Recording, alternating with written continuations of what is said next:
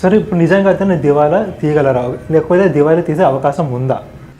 So ఇక్కడ ఆయన దివాలా తీసే అవకాశం ఉందా లేదా అనేటువంటి ఫస్ట్ పాయింట్ చెప్పుకోవాల్సి వచ్చినప్పుడు ఏంటంటే, ఎకానమీ మొత్తం కొలాప్స్ అయితే కనుక ప్రతి ఒక్కళ్ళు కూడా కొలాప్స్ అయ్యేటువంటి అవకాశం ఉంటుంది.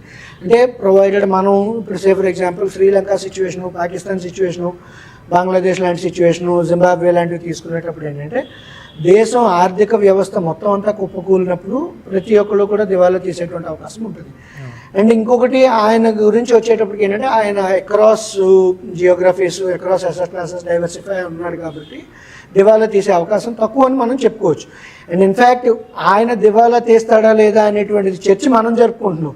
ఆయనకైతే నేను పక్కాగా ధీమాగా ఉన్నాను అనేటువంటి కాన్ఫిడెన్స్లో ఆయన ఉన్నాడు. ఆయన సో ఆయనకు లేని ప్రాబ్లం మనకెందుకు, అంటే కందకు లేని దురద కత్తిపేటకి ఎందుకు అనేటువంటి పద్ధతిలో మనం చెప్పుకోవాల్సి వచ్చినప్పుడు ఆయనకు లేని ప్రాబ్లం మనకెందుకు అనేటువంటిది మనం చూడాల్సినటువంటి పాయింట్. నిజంగా ప్రాబ్లం ఎరైజ్ అయితే గనక ఆయనకు ఉన్నటువంటి అసెట్స్ ఏవైతే ఉన్నాయో, ఆస్తులు ఏవైతే ఉన్నాయో అవి ఆదాయాన్ని తెచ్చిపెట్టేటువంటి ఆస్తుల కిందే ఉన్నాయి కాబట్టి అంత తొందరగా దివాలా తీసేటువంటి అవకాశం ఉండదు అని చెప్పేసి.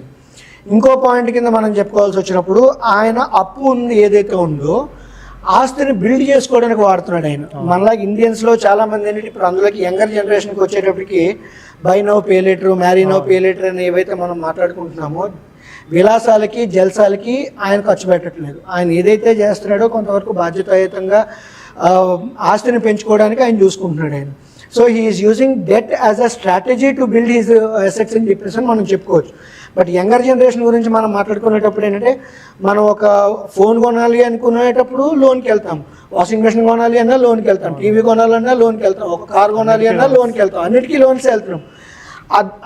తీసుకున్నటువంటి అప్పు ఏదైతే ఉందో దాని నుంచి ఆదాయం ఏమొస్తుంది, ఆస్తి పెరుగుతుందా లేదా అనేటువంటి చూడట్లేదు మనం.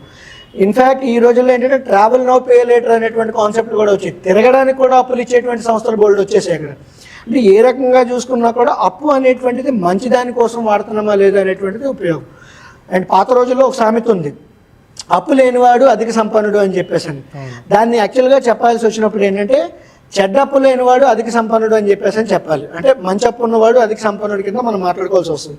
తీసుకున్నటువంటి లోన్ ఏదైతే ఉందో దాని నుంచి మనం ఆస్తులు బిల్డ్ చేయగలుగుతున్నామా లేదా, అసెట్స్ని బిల్డ్ చేస్తున్నామా, క్యాష్ ఫ్లోస్ని బిల్డ్ చేస్తున్నామా లేదా అన్నది ఇంపార్టెంట్.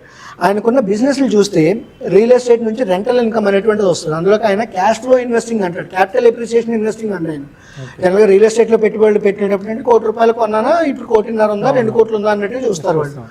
అలా కాకుండా నేను ఇప్పుడు ₹1 పెడితే దాని నుంచి నాకు సంవత్సరానికి 10 లక్షలు వస్తుందా, 6 లక్షలు వస్తుందా, 15 లక్షలు వస్తుందా అనేటువంటి లెక్కలు ఆయన వేసుకుంటాడు ఆయన. సో దాన్ని ఏంటంటే క్యాష్ ఫ్లో ఇన్వెస్టింగ్ అని చెప్పేసి అంటూ ఉంటాం. సో ఇండియాలో మనం మాట్లాడుకోవాల్సి వచ్చినప్పుడు ఈ బ్యాడ్ డెట్స్కి గుడ్ డెట్స్కి ఈ కంపారిజన్ అనేటువంటిది ఎప్పుడైనా సరే ఉంచుకోవాల్సినటువంటి అవసరం ఉంటుంది అన్నమాట.